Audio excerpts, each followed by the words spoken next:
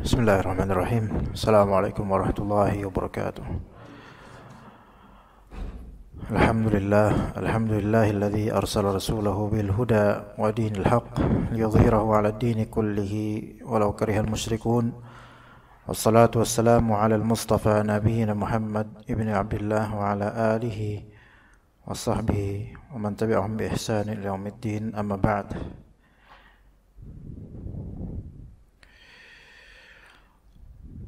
Insyaallah kita akan berselang-seling kajian rutinan Kamis, kitab tauhid, kemudian fikih Syafi'i, kemudian kitab tauhid, kemudian fikih, selang-seling seperti itu insyaallah taala.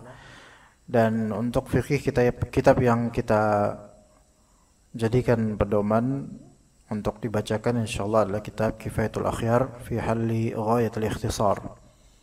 Yang hakikatnya ini adalah lanjutan dari kajian-kajian sebelumnya untuk kitab Kifayatul Akhyar, dan kita bahas pada siang ini insyaallah tentang an-najasah al-waqi'ah fi madhinnati al-'afu, yaitu najis yang berada di tubuh kita atau pakaian atau apa yang kita bawa berkomposisikan najis namun masih bisa ditolerir sehingga sholat tetap sah. Jadi akan ada cabang-cabang permasalahan berkaitan dengan najis. Ada najis yang tidak bisa ditolerir, artinya kalau ada pada tubuh kita, pakaian kita atau yang kita bawa maka tidak sah sholatnya. Dan ada yang bisa ditolerir, dan itu yang pembahasan kita pada siang hari ini insyaallah ta'ala. Berkata Syekh Taqiyuddin Al-Hisni rahimahullah, al-qismu tsani an-najasatul waqi'atu fi madhinnati al-'afu, yaitu najis yang terwujud, najis yang ada namun bisa ditolerir. Wa hiya anwa', ada beberapa macam. Minha, di antaranya al-atharul baqi ala mahallil istinja'i ba'dal hajari yu'fa anhu. Al-athar al-baqi, bekas yang masih tersisa pada mahallil istinja' ba'dal hajar, yaitu pada tempat yang diistinjakan, tempat yang dicebok setelah istinjanya itu pakai al-hajar, batu, atau disebut juga dengan istijmar. Ya. Jadi ada istilah istijmar, yaitu istinja atau cebok dengan batu, atau yang setara dengan batu dari segi penghilangan najis pada kemaluan. Seseorang ketika dia istinja dengan air itu lebih bersih insyaallah. Apalagi zaman sekarang di Indonesia yang mana air mudah ditemukan.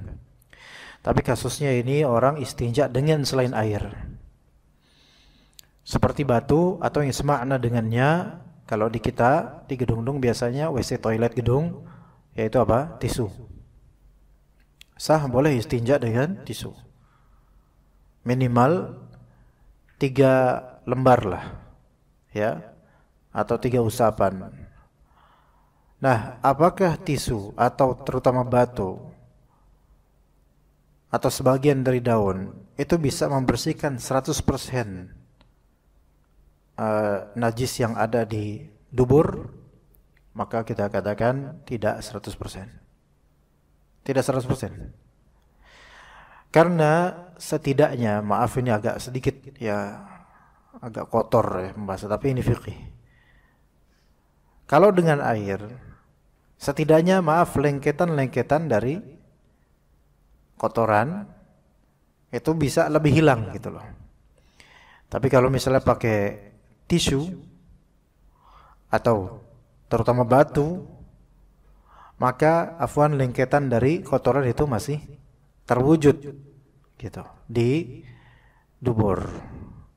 Maka para ulama mengatakan ini yang disebut al-athar al-baqi minan najasah, yaitu bekas sisa dari najis. Itu masih tetap najis. Berarti di tubuh kita masih ada najis kalau misalnya kalau kita tadi ceboknya pakai tisu.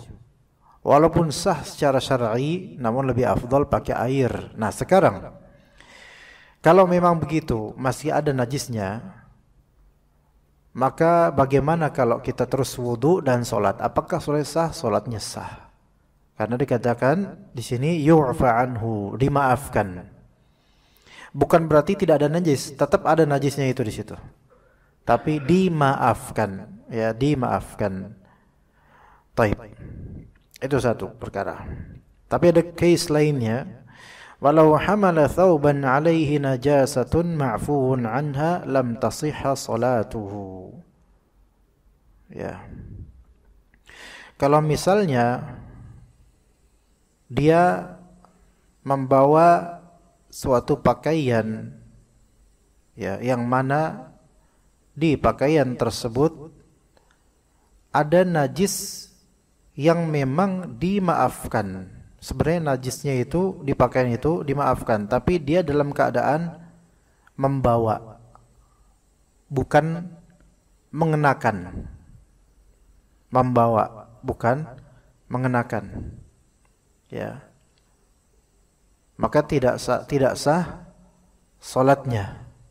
Jadi dia bukan mengenakan tapi membawa pakaian. Misal dia pakai tas, dan di tas itu ada pakaian yang mana di situ ada sedikit dari najis, dan dia tahu itu. Jadi dia sholat sambil bawa tas. Di dalamnya ada pakaian yang sebenarnya ada cokolan najis, dan dia tahu itu, ya. Walaupun mungkin najis itu najis yang kecil, maka karena dia kok posisinya membawa pakaian, maka jangan dikira bahwasanya itu tidak berefek pada sholatnya, tetap berefek. Misal dia lagi safar dan dia khawatir kalau tasnya ditaruh di dekat pintu atau ditaruh begitu saja akan potensi hilang, maka dia pakai plek, ya, dipakai tas tersebut sambil sholat.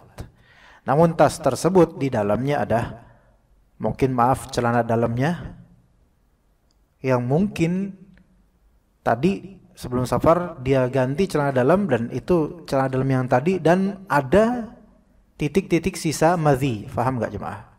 Madhi itu adalah cairan yang keluar dari kemaluan depan, ya, karena gejolak syahwat. Bukan mani tapi madhi, ya, muqaddimah menuju gejolak mani tapi madhi, ya. Biasanya laki-laki ketika misal bersyahwat ngelihat scenery atau pemandangan yang buat birahinya itu meninggi, kadang keluar. Tapi masih dimaafkan gitu loh. Ketika keluar masih dimaafkan. Tapi kita ulah itu najis gitu loh. Maaf ketika mungkin antum ngecek celana dalam misalnya, kok ada titik-titik, tapi bukan kencing. Kalau kencing nggak mungkin setitik doang, melainkan agak banyak gitu loh. Kalau memang dia pipis di celana, ya.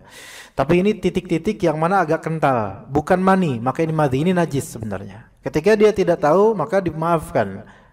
Waduh, ya kan? Najis ini, dah gantilah. Karena dia tahu, maka harus diganti. Kalau nggak tahu, ya dimaafkan. Asli dimaafkan. Maka ganti dengan celana dalam lain. Kemudian celana dalam yang tadi ada sisa-sisa madhi itu, dia taruh di tas. Dan pas lagi sholat, dia membawa tas tersebut yang di dalamnya ada celana dalam bermadhi itu. Faham gak jemaah sini? Faham ya insyaallah. Maka dalam madhab dikatakan orang ini tidak sah sholatnya. Orang ini tidak sah sholatnya. Begitu. Lah tapi kalau saya taruh tas ini di sini di musola terminal, ada potensi diambil orang tasnya. Ya udah kalau gitu apa? Cawatnya aja antum. Buka, ya, keluarin, taruh di kamar mandi. Insyaallah nggak ada yang mencuri, ya, kecuali yang mungkin nyari karomah atau apa, ya. Ya. Kadang-kadang ada nyari jimat dengan cawet, Pak. Ada orang kayak gitu. Ditaruh di dandang bubur supaya buburnya makin sedap. Tuh ada seperti itu, tapi naudzubillah min dzalik, ya. Taib, maka tidak sah salatnya. Kama law hamala mustajmiran bil hajari. Begitu pula kalau ada seseorang dia salat sambil menggendong orang yang tadinya cebok dengan cara istijmar atau dengan tisu atau dengan batu. Jadi dia salat sambil membawa atau menggendong orang yang tadi ceboknya dengan batu atau tisu. Faham gak coba?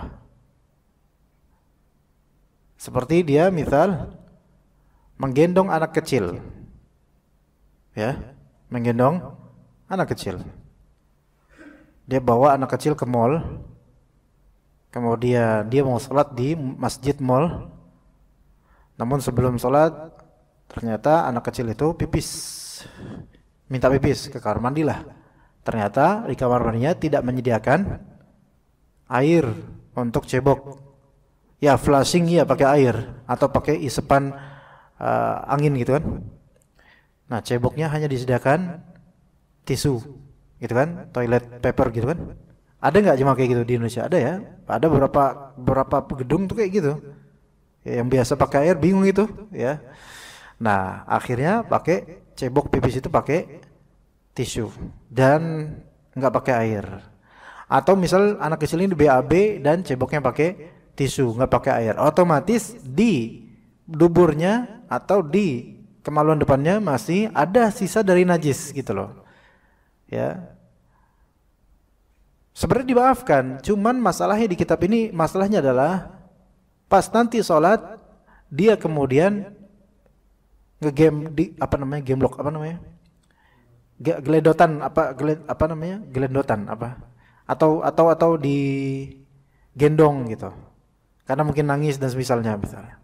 Maka dikatakan di sini juga tidak sah bapak tersebut atau ibu tersebut yang menggendong anak yang padanya ada najis. Makanya sebagian ulama mengatakan menggendong anak yang pakai pampers dan kita tahu dia di pampers itu tidak sah salatnya.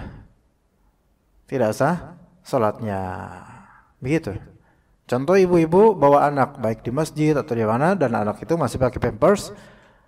Kemudian masih ada ternyata ada indikasi dia pipis di pampers itu dengan cara cium baunya mungkin gitu, kecium baunya atau gitu. Maka kalau dia ibu-ibu itu salat sambil menggendong dia baik tidur ataupun tidak tidur anak itu, maka dianggap tidak sah salatnya. Karena sama dengan membawa najis. Begitu. Ya. Maka kalau bisa berarti solusinya apa? Ya taruh dulu anaknya. Itu pun sebaiknya jangan taruh di dalam, tapi darurat kan taruh di dalam kan. Kalau taruh di luar hilang nanti tuh anak, ya kan? Maka minimal tidak menggendong anak itu. Lah kalau anak itu kita tahu anak itu mungkin pipis atau di pampersnya dan dia nangis karena dicuekin ibunya, ibu lagi sholat berjamaah. Bagaimana ini solusinya? Menurut mazhab maka batalkan sholatnya ibu, urus anak itu dulu gitu. Karena kalau misalnya digendong anak itu, sholatnya batal juga kan, gitu kan? Karena membawa anak yang ada najis pada dirinya, pada tubuhnya. Itu menurut mazhab ini. Kecuali mungkin ada ulama lain yang berpendapat bahwasanya di saat darurat maka dimaafkan. Itu ulama lain, pendapat lain ya. Tapi coba kita pakai yang di buku ini aja dulu, gitu ya.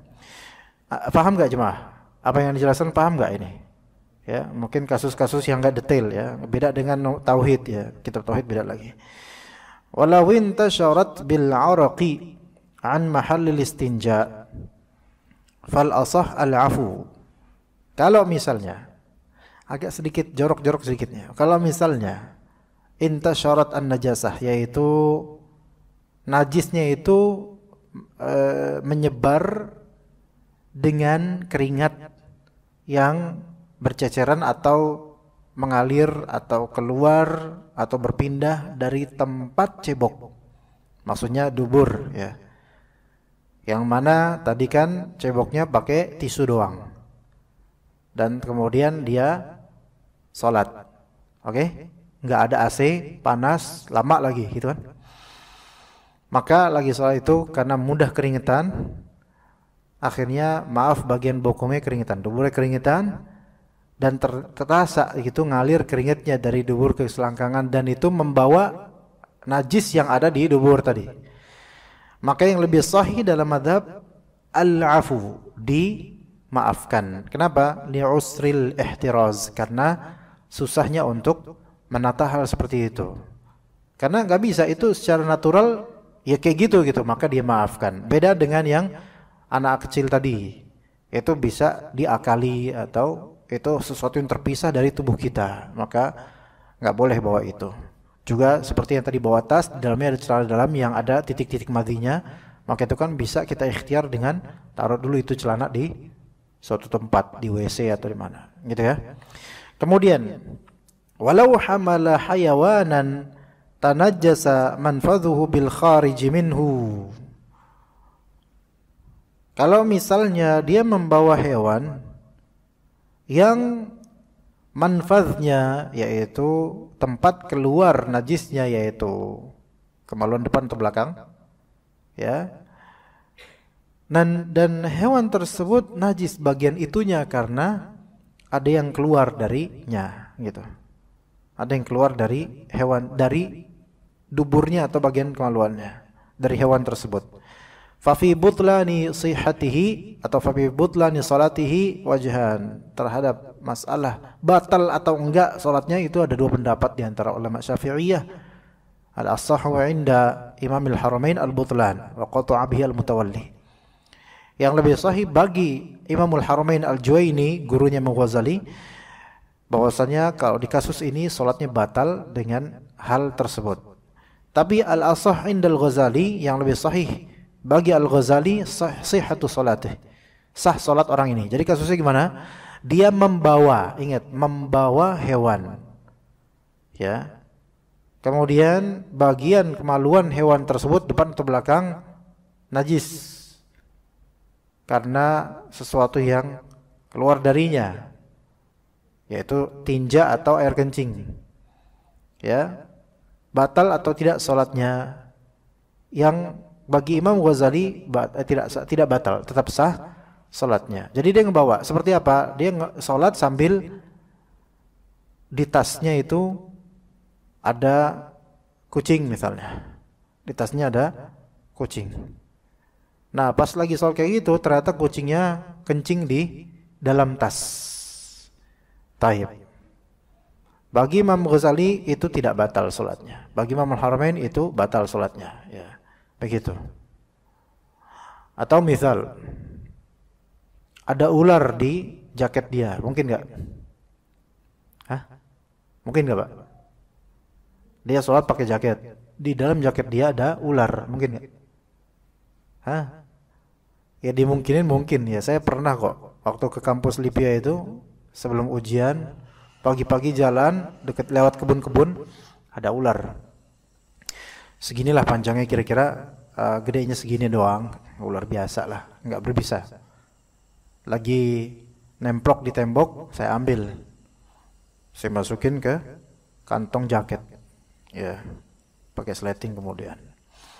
Nah pas mau ujian, pas mau masuk kelas, saya ingin ke teman, mau ngeliat ular nggak itu. Kaget mereka, di gedung kok ada bau ular itu pas mau ujian, ya.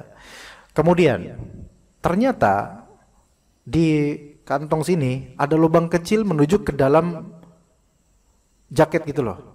Jadi susah lagi tuh dikeluarin tuh. Masuk dia ke dalam, nyari lubang kan, masuk lubang. Jadi masuk ke dalam baju gitu loh, bukan ke dalam kantong, udah masuk dalam baju lagi, dalam jaket gitu.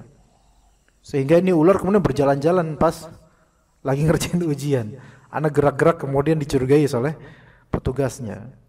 Ular itu bertahan sampai berhari-hari di dalam jaket itu. Nah, misal ular tersebut BAB di jaket itu, Kapan BAB-nya? Misal saja, ya, karena ada pernah mengalami ini. Kalau BAB-nya sebelum sholat, sebelum anak sholat, bukan ularnya, sebelum anak sholat, dia udah membuang kotoran di sini, kemudian anak sholat pakai jaket itu yang ada kotoran najis ular di sebelumnya itu. Pertanyaan Anda, sah atau tidak sholat Anda? Silakan jawab. Jadi ular tersebut udah BAB sebelum anak sholat. Jadi udah ada di jaket ini udah ada najisnya. Pertanyaan Anda, ketika anak sholat, setelah itu anak sholat, sah nggak sholatnya? Ayo jemaah. Nggak sah, karena sholatnya membawa najis yang sebelumnya udah najis. Oke? Nah, tapi ketika pas lagi sholat dia BAB, najis nggak? Najis, betul najis. Tapi pas lagi sholat dia bawa BAB. Maka bagi Imamul Haramain batal sholatnya. Bagi Imam Ghazali tidak batal sholatnya. Tidak batal sholatnya. Lah, oke, lagi sholat gini, tiba-tiba dia mengeluarkan tinjaknya, misal. Bagi Imam Ghazali tidak batal sholatnya. Tapi apakah kita diam? Tidak, jangan teruskan. Lepas jaketnya. Gitu maksudnya, paham nggak jemaah? Itu. Begitu juga kalau di tas kita ada kucing di dalamnya. Mungkin kita ngambil kucing dari mana buat rumah gitu, buat kita pelihara. Ada kucing dalam tas. Tiba-tiba kok pas lagi sholat nih, kok buatnya kucing ya? Ini kayaknya kucingnya BAB nih. Menurut Imam Ghazali tidak batal sholat antum. Tetapi yang wajib adalah lepas tasnya, gitu loh. Karena ini najis yang keluar dari selain tubuh kita, gitu. Maka lepas, gitu. Seperti itu jemaah ya. Baik. Walau hamala baydatan madhiratan haswuha damun wa zahiruha tahirun fal asah butlanus shalah. Kalau dia membawa baydah itu telur. Madhirah yaitu busuk. Telur busuk dan isinya sudah merupakan dam, yaitu darah. Isi dari telur ini sudah merupakan darah. Namun zahirnya, cangkangnya kelihatan suci, bagus gitu. Maka yang lebih sahih adalah sholatnya batal, tidak sah sholatnya. Ya, jadi bagi madhab darah itu najis. Dan kalau telur itu sudah busuk dan isi dalamnya ya busuk, maka dianggap najis. Ya, busuk dan isinya juga busuk. Bukan baunya bukan bau menuju busuk ya. Ada kadang-kadang telur itu kalau lama agak bau busuk tapi belum busuk dia. Saya pernah membeli di Brebes telur asin khas Brebes gitu loh. Ya. Bawa pulang kemari ke Jakarta, ke Bekasi, kemudian tidak ditaruh di kulkas selama beberapa hari. Ya. Akhirnya pas dibuka selama mungkin 4 hari 5 hari dibuka, dibuka sudah ada di sebagian warna kuningnya telur ini agak hitam-hitam kayak jamur gitu. Dan baunya udah mulai kayak bau menuju busuk. Pertanyaan Anda, ini najis nggak? Jawabannya adalah tidak najis. Jawabannya adalah tidak najis. Walaupun ada bau busuk dan memang sudah busuk, tapi ini tidak najis karena apa? Karena tidak mengandung darah atau semisalnya. Beda dengan telur yang masih masih belum dimasak. Ketika telur itu masih belum dimasak, kemudian dia membusuk, maka dalam mazhab dikatakan apa? Dikatakan najis. Itu bedanya ya jemaah. Baik. Kemudian wa minha di antaranya tinus syawari' al-mutayaqqanun najasati yu'fa amma yuta'adzdharu al-ihtirazu minhu ghaliba. Tin asy-syawari' jadi lumpur di jalan. Ya. Genangan atau lumpur di jalan. Al-mutayaqqanun najasah yang diyakini kenajisannya. Genangan atau lumpur di jalan yang diyakini kenajisannya. Jalan-jalan kita misalnya jalanan beraspal ataupun tidak, kalau ada genangan air yang kita yakini ini asli najis, seperti apa? Kalau itu genangan berasal dari comberan samping jalan yang kita lihat memang sudah hitam comberan itu. Comberan yang sangat buruk gitu loh, yang memang comberan Jabodetabek yang seringkali hitam warnanya. Ya, itu kan kita yakini apa? Pasti najis, Pak. Ya. Nah, kita naik motor kan gitu. Kalau naik mobil nggak masalah. Kita naik motor nih, ya kan?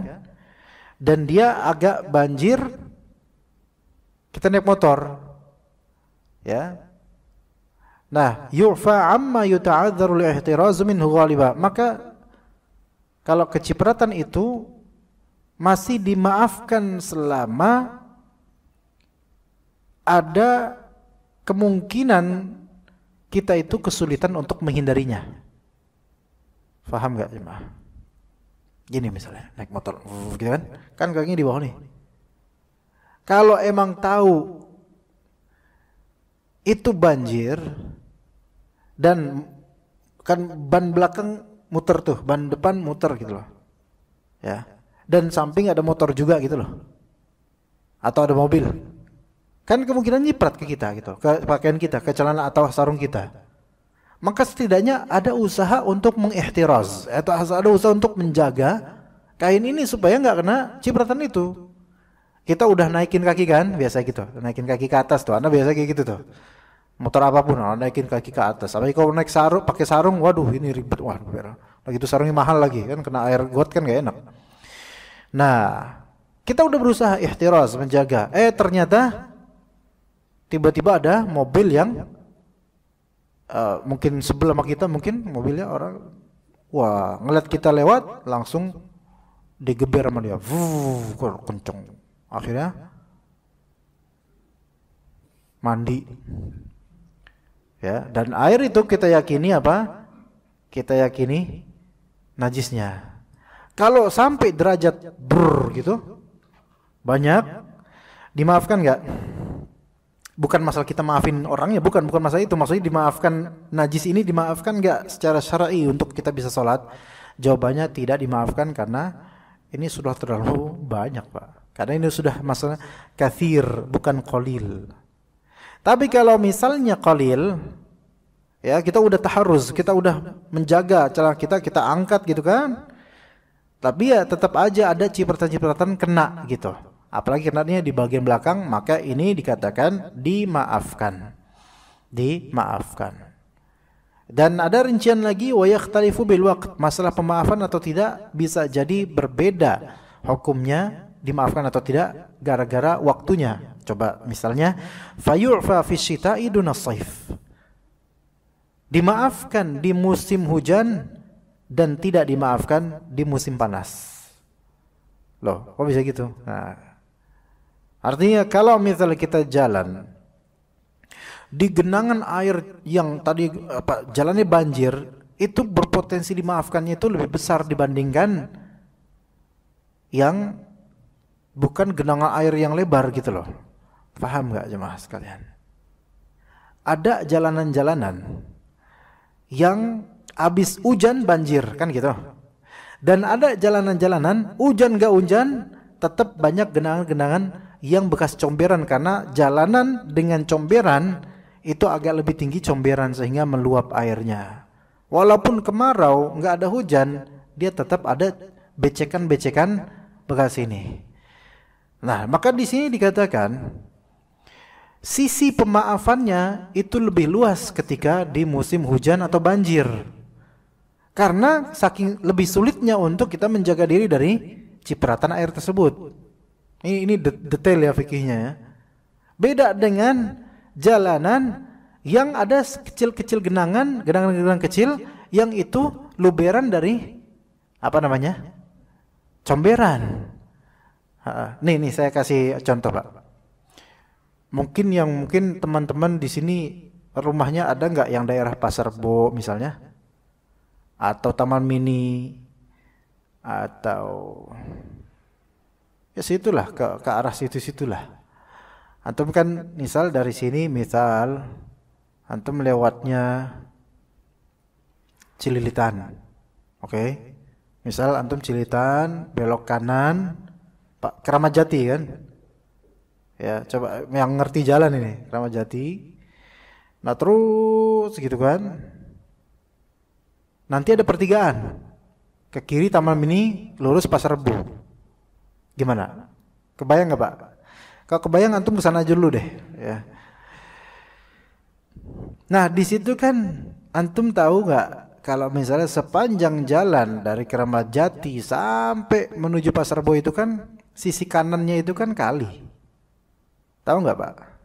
Nggak tahu. Ya udah nanti ana amanatkan antum ke sana lah biar observasi lah. Dan di bagian daerah pertigaan itu gede, ada jalan besar. Ya, jalan apa namanya? Jalan Raya Bogor itu ya. Ke kiri Taman Mini, lurus Pasar Rebo sampai Bogor gitu kan, Cibinong terus. Nah, sebelah kanan itu kan kali, Pak. Dan itu kalinya cukup tinggi. Bukan tinggi karena dalam, tapi emang karena datarannya lebih tinggi gitu loh. Nah, kadang-kadang baru hujan dikit itu air meluap sehingga jalan basah semua dan mengalir air, bukan banjir tapi airnya berbasah semua. Oke. Ini untuk menjaga ini, dan airnya ini kotor dan potensi najisnya ada karena emang kotor banget airnya sebenarnya. Nah, kita untuk menjaga sarung atau celana kita dari ini lebih ringan. Namun ternyata ada bagian yang jalan yang sedikit bolong sedikit. Di situ ada genangan kecil air. Kita lewat, kita nggak ngelihat, tiba-tiba cekrek gitu kan, langsung nyiprat ke celana kita misalnya. Yang seperti ini di musim panas dan bukan banjir besar, makin seperti ini sulit untuk dimaafkan. Lantas gimana nanti kalau misalnya kita mau sholat? Apakah kita lepas itu celana? Enggak perlu. Tetapi dengan cara apa? Kira-kirain aja bagian mana yang kena dengan air tadi. Kadang bukan kain, kadang kulit kaki kita itu yang bikin kepikiran kadang-kadang. Kena tadi, kena kan tuh. Ya Allah, kena. Ih. Jadi pikirannya jadi apa ya? Nggak enak gitu rasanya ya. Akhirnya dicucilah bagian itu. Wajib dicuci karena tidak dimaafkan. Ya, begitu jemaah sekalian. Taib. Kita lanjut aja. Walau asaba asfalal khuffi awin na'li najasah. Bagaimana kalau misalnya ada najis mengenai bagian alas, bagian bawah sepatu atau sendal. Najis ya, mengenai bagian bawah sepatu atau sendal. Fadalakahu bil ardi hatta dhahaba ajza'uha. Kemudian dia pun dalaka. Dalaka ini artinya bukan memijat ya. Kayak kita lakukan, Pak. Kalau misalnya kena misal tai kotok ya atau tai kucing misalnya. Ya. Bau kan? Ya. Kemudian di gini-giniin di tanah yang kasar. Di apa ini namanya? Digesek-gesek gitu. Hah? Enggak dipeperin, kalau dipeperin pakai tangan, dipeperin gini, ini peperin namanya. Enggak, digesek-gesek gini kan. Dengan niatan supaya hilang tuh tai kucing gitu kan. Hatta dhahaba ajza'uha, sampai hilang partikel-partikelnya, bagian-bagiannya. Kira-kira bakal hilang total enggak? Sebenarnya enggak hilang total, enggak. Karena malah kadang-kadang bukannya hilang total, malah makin numpuk. Ya, karena debu-debunya malah makin menutupi, kadang gitu. Tapi oke lah, hilang partikel-partikelnya. Maka ini para ulama beda pendapat mengenai keabsahan sholatnya orang ini kalau pakai sendal atau sepatu tersebut. Karena sholat pakai sendal itu boleh, pakai sepatu sah sholat itu boleh. Ya, tapi masalahnya sekarang kalau sendal atau sepatu tersebut masih ada seperti itu. Saya kasih contoh aja lah. Kalau misalnya di masjid nggak mungkin kita pakai sendal, pasti diomelin. Ketika antum safar di pesawat atau di kereta atau di bis, oke? Dan antum pakai sepatu. Dan tadi sebelum antum naik bis, antum sempat menginjak tai kotok misalnya, yang ada di terminal. Nggak tahu kok bisa ada ayam di situ, anda juga bingung ya. Truk kita naik. Dalam mazhab Syafi'i, tai kotok itu najis. Dalam mazhab Syafi'i, tai ayam itu najis, oke? Nah, maka kemudian tibalah waktu sholat dan enggak dapat rest area. Tapi waktu sholat udah mau habis. Oke. Antum bolehkah sholat pakai sepatu itu? Kalau enggak najis, asalnya boleh. Sholat pakai sepatu itu sambil duduk gini kan? Allahu Akbar. Oke. Tapi ini dipeperin aja kata beliau. Enggak, bukan dipeperin, di ini apa namanya? Kan karpet tuh. Bawah bis misalnya ada karpetnya ya. Digini-giniin gitu. Ambil diatin dikit lagi bentar. Ya kan? Ada pakai tanah dikit gitu kan? Kalau ada tanah ya. Sampai kemudian terpeper semua itu nempel di kursi depan atau di tembok orang atau mungkin di anduk orang sebelah yang depan gitu. Ya. Maka apakah sah salatnya?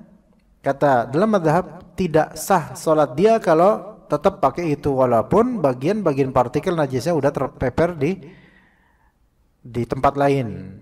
Kenapa? Dalam mazhab Syafi'i dikatakan li'anna an-najasata la yutahhiruha illa al-ma. Karena najis itu tidak ada yang bisa menghilangkannya kecuali dengan air, dan ini pendapat yang sahih dalam mazhab Syafi'i.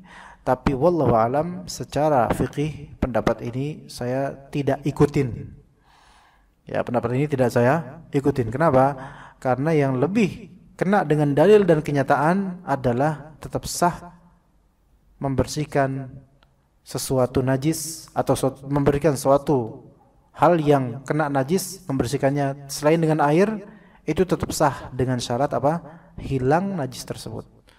Jadi ada pembahasan gini jemaah sekalian. Kalau untuk hadas, menghilangkannya dengan air gitu kan, dengan wudu atau mandi junub atau mandi haid atau mandi nifas, itu sahih. Tapi kalau najis, pendapat ulama beda. Ada jumhur ulama mengatakan bahwa najis itu hanya bisa dihilangkan dengan air. Kalau enggak dengan air yang suci menyucikan, maka tidak sah, tidak dianggap sebagai menghilangkan najis. Gitu kata jumhur ulama. Sebagian ulama lainnya mengatakan najis, di antara mazhabnya Abu Hanifah, Imam Abu Hanifah mengatakan najis itu menghilangkannya dengan apapun walaupun bukan dengan air suci menyucikan. Yang penting adalah hilang najisnya. Pendapat ini lebih benar. Pendapat ini yang lebih benar. Saya kasih contoh yang real pada kehidupan kita jemaah sekalian. Kalau kita nyuci, ya, nyuci baju, nyuci apa, kan pakai air deterjen, enggak? Air deterjen itu suci memang, tapi enggak menyucikan kan? Antum enggak bisa mandi pakai air deterjen atau air sabun, enggak boleh, enggak sah sebagai mandi junub gitu loh. Tapi untuk menghilangkan najis itu sah. Itu sah. Jadi menghilangkan najis itu bahkan tanpa perlu niatan enggak masalah. Bahkan tanpa air pun enggak masalah. Tanpa niatan contohnya. Di teras rumah antum tergeletak tai kucing misalnya. Ya, kucing habis BAB di situ, enggak mau di tanah, maunya di teras antum. Mungkin antum ada masalah sama kucing itu. Kemudian antum mau nyebersihin, enggak mau, malas tawakal aja kata antum. Tiba-tiba hujan deras. Hujan itu mengguyur tai kucing itu, mengalir kemudian sampai ke comberan. Hilanglah tai kucing dari teras rumah antum. Pertanyaan Anda, apakah teras rumah antum suci sekarang? Bersih enggak sekarang? Bersih. Ya. Yang membersihkannya apa? Air hujan. Pakai niatan antum enggak? Enggak ada niatan. Natural. Hilang enggak najisnya? Hilang, udah selesai. Itu. Dan kedua, tidak harus dengan air menghilangkan najis itu. Ya. Anda tanya jemaah ikhwan, harus tahu. Tai kucing udah kering. Maaf nih agak kotor-kotor gini mainnya. Tai kucing agak kering, itu kira-kira najis atau enggak? Tai kucing udah kering, najis enggak kira-kira jemaah? Atau antum mau nyoba dulu atau gimana? Najis atau enggak jemaah? Ragu nih kayaknya, khawatirnya antum pernah mencoba jangan-jangan. Najis pak. Selama dia masih bentuknya bentuk tai kucing itu, najis walaupun kering. Najis. Karena dia zat kotoran kucing, beda dengan yang udah lebur dengan semen, udah bercampur sama sekali, nggak ada bentuk. Nah ini baru nggak masalah. Tapi ini tai kucing, dia lama di rumah sampai kering, ada di rumah kosong yang mau antum tinggalin, dan numpuk gitu, udah kering nih. Aduh, mau pakai air males banget, harus nyalain pompa gitu kan? tendang aja lah. Akhirnya antum tendang. Antum tendang, dos. Akhirnya dia berpindah ke teras rumah orang lain. Taib. Misalnya hilang gitu udah berpindah dia, khalas. Pertanyaan ana, bagian itu najis enggak sekarang? Enggak najis. Karena udah enggak ada lagi tai kucingnya.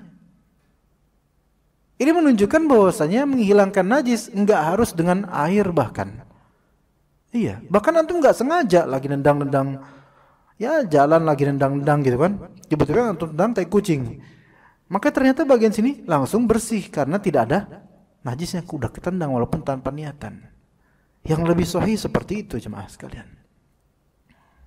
Maka kalau seseorang dia punya sepatu, kemudian dia pakai terus dan kena tai kucing kemudian, namun karena dia jalan terus akhirnya hilanglah tai kucing tersebut seiring dengan dia berjalan terus dengan debunya bercampur dengan air yang dia lewatin, hilang itu tai kucing, maka sudah bersihlah itu. Tidak perlu lagi dibersihkan lagi karena sudah dianggap suci, begitu. Taib. Kemudian di antaranya damul baraghith fayu'fa an qalilihi fi thawbi wal badan limasyaqqatil ihtiraz. Darahnya kutu. Kutu yang dimaksud bukan kutu rambut. Kutu apa yang dimaksud? Kutu tinggi misalnya. Ada kutu bangsat, kutu kasur ya. Nah, kutu kasur. Maka dimaafkan. Walaupun dimaafkan sedikitnya darah tersebut dimaafkan, baik di badan, di baju atau di badan. Saya kasih contoh. Antum lagi salat. Allahu Akbar. Ya. Kayak gini tiba-tiba kutu kasur lewat nih. Siak kena siak gitu misalnya. Batal enggak salatnya? Batal ya, ngomong siak, batal lah. Ya enggak usah ngomong. Siak nyaho siak gitu kan. Kan? Enggak. Dah gitu doang. Mejeret dia. Keluar darahnya. Pertanyaannya, batal enggak salatnya dengan ini atau najis enggak dia? Enggak. Najisnya kecil. Kalau dianggap itu najis, dia maafkan najisnya. Dimaafkan dan dia tidak perlu buka baju, enggak perlu. Enggak perlu dia habis itu ke kamar mandi cuci lagi, enggak perlu. Udah kelas dimaafkan. Selama kutu bangsatnya cuman satu, karena dia qalil. Kalau yang datang keluar dari kantong koleksinya keluar semua 20, 50, digini-giniin semua, banyak semua ya ini beda cerita ini. Ini bukan sedikit, banyak ya. Taib. Masuk juga ke dalamnya seperti dam al-baraghith, nyamuk ya, bukan baraghith tapi nyamuk ba'udah. Darah nyamuk ya. Misalnya lagi ini nyamuk tek gitu kan. Tek. Nah, kena tuh kan. Merah darah nih. Darah siapa Allah alam dah tuh, dia isep. Nah, batal enggak? Apa najis enggak itu? Dianggap dimaafkan, enggak ada masalah. Kalau dinepok nyamuk, plek, keluar darahnya, mejeret darahnya nyamuk, enggak masalah. Bahkan bagi Imam Nawawi, dan ini lebih sahih bagi Imam Nawawi, binatang-binatang seperti itu, yang kecil-kecil seperti itu, kita tepok, kemudian walaupun darahnya misal banyak, ada 5 kutu bangsat ngumpul lagi kawin semua, plek kita tepok, banyak keluar tuh. Ya, maka itu tetap dimaafkan, enggak ada masalah. Ya, begitu. Ya, begitu juga wal qamlu kal baraghith. Begitu juga dan kutu rambut. Kutu rambut itu juga seperti baraghith, ya. Misalnya seseorang nyerit rambut, nyerit rambut. Ya. Dia nyeritnya di mana? Nyeritnya di sejadah. Ya, sejadah terhampar yang polos, dia serit. Kutunya banyak banget, Masya Allah, dipitis-pitisin semua. Pertanyaannya, kemudian dia sholat di sejadah yang bekas pitesan nyamuk lagi kutu rambut. Pertanyaan, apakah dia sah sholatnya? Sholatnya sah. Karena darah-darah seperti ini dimaafkan. Makanya sebagian pertanyaan jemaah itu, Ustaz, gimana dengan darah nyamuk? Darah nyamuk itu kemungkinan darah antum, Pak, gitu. Itu mah enggak masalah karena sedikit dia dimaafkan. Wa bauludz dzubab kal baraghith. Kencingnya dzubab, lalat. Saya enggak tahu lalat itu kencing apa enggak, saya belum pernah lihat. Kencingnya lalat seperti darah kutu tadi, yaitu dimaafkan, enggak ada masalah. Wa kadza baulul khuffas, begitu juga dengan kencingnya khuffas. Khuffas itu kelelawar. Antum lagi sholat, kelelawar di atas kencing, jas gitu. Wah, jas gitu lagi kan. Apa nih? Oi, sambil nganga. Ternyata pas nganga masuk satu, jas gitu. Ya. Pertanyaannya, dimaafkan nggak? Dimaafkan. Karena ini tidak bisa kita hindari, ya kebetulan aja gitu. Sama dengan pertanyaan sebagian jemaah. Gimana kalau tai cicak? Yang ujungnya ada putih-putih itu. Nah, itu. Lagi sholat, plek. Ketiban apa nih gitu kan? Dicek, tai ini, cicak, dan masih anget ya. Nah, apakah sah? Najis gak? Dimaafkan. Tapi ada 3, 1 kena lagi, dimaafkan karena susah untuk menghindarinya. Kan nggak mungkin kita sholat sambil ada cicak nggak, berak di sini lagi, nggak bakal gitu kita. Nggak kepikiran kan, maka dimaafkan. Ya, bagaimana kalau misalnya bukan di ini, kita nemplok di sejadah, plek gitu, tainya di situ. Apakah kita pindah? Enggak perlu pindah. Karena enggak masalah, dia dimaafkan. Masalahnya nanti sujudnya itu ya. Pas sujud pindahin. Nah, gitu. Pindahin, toh nempel di sini. Nah, gimana sekarang? Sah enggak? Tetap sah. Karena sekali lagi ini dimaafkan. Dari najis-najis yang dimaafkan itu insya Allah enggak berpengaruh pada status sholat Anda. Ya, nanti urusan ada lagi masalah darah insyaallah akan kita bahas insyaallah pada pertemuan belakang ini, karena sudah jam 1 kita cukup sampai sini aja insyaallah. Insyaallah pekan depan kita akan bahas kitab tauhid lagi. Wassallallahu ala nabiyyina Muhammad wa ala alihi washabbihi ajma'in. Subhanakallahumma bihamdika asyhadu an la ilaha illa anta astaghfiruka wa atubu ilaik. Assalamualaikum warahmatullahi wabarakatuh.